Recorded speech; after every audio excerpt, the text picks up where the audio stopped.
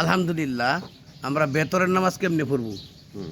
বেতরের নামাজ 2 রাকাত পড়ব,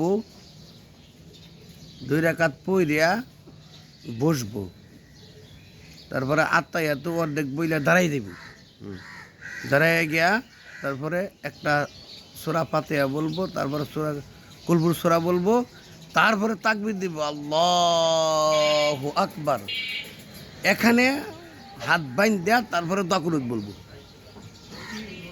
আল্লাহুম্মা ইন্না নাস্তাঈনুকা ওয়া নাস্তাগফিরুকা ওয়া নু'মিনু বিকা ওয়া নাতাওয়াক্কালু আলাইকা ওয়া নুসনি আলাইকাল খায়রা ওয়া নাশকুরুকা ওয়া লা নাকফুরুকা ওয়া নাখলা'ু ওয়া নাতরুকু মান ইয়াফজুরুকা আল্লাহুম্মা ইয়্যাকা না'বুদু ওয়া লাকা নুসাল্লি ওয়া নাসজুদু ওয়া ইলাইকা নাসআ ওয়া নাহফিদু ওয়া নারজু রাহমাতাকা ওয়া নাখশা আযাবাকা ইন্না আযাবাকা বিল কুফফারি মুহিত।